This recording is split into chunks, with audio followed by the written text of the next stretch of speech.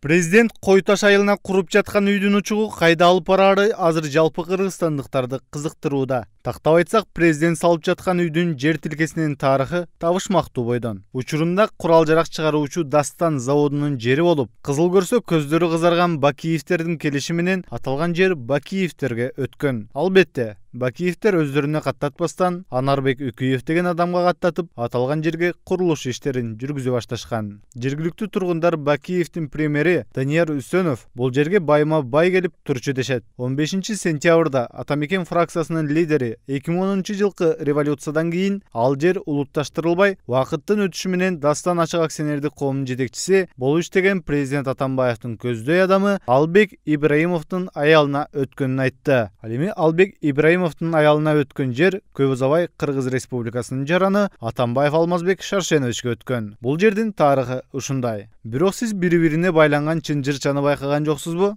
Байкасаңыз, Атамекен лидери дагы муну коррупциянын классикалык түрү деп атады жана Албек Ибраимов жер сыйлоо менен Бишкек шаарына мэр болгонун болгоого болорун кыйтты. Учурда аталган жер катталган жарандардын өздүк киреше булагы декларациясы журналисттер тараптан казыла баштады. Бирок мамлекеттик кадр кызматынын расмий сайты Бишкек мэри Албек Ибраимовдун декларациясын сайтынан алып салды. Журналисттердин эмне себептен шаар мэрлеринин декларациясынын жок болуп кеткени боюнча суроосуна мамлекеттик кадр кызматы жооп таба алган эмес. Ал эми Заноза КЖ сайты президенттин тапшырган декларациясы дагы туура эмес экенин, ал кайрадан оңдолгонун, маалымат катчылыгы кабарлаганын жазып чыкты. Эгер КСДПчылардын айтканына ишенсек, Албек Ибраимовдун аялы президент менен болгон соодасынан дароо 7 миллион киреше таап, акчага туйтунган. Бирок аз убакыттын ичинде болгондо да президенттин үстүнөн 7 миллион сом иштеп кеткенине караганда, мэрдин аялы Данияр Үсөновдон өткөн бизнесмен окшойт. Ошондой эле 7 миллиондук киреше үчүн салык төлөгөнбү же жокпу, аны текшерүү аныктаса керек. Эми бул сырлуу жердин түйүнүн чечүү үчүн Албек Ибраимовдун декларациясы жана аялынын мындай чоң акчаны кантип тапканын билүү гана калган сыяктуу.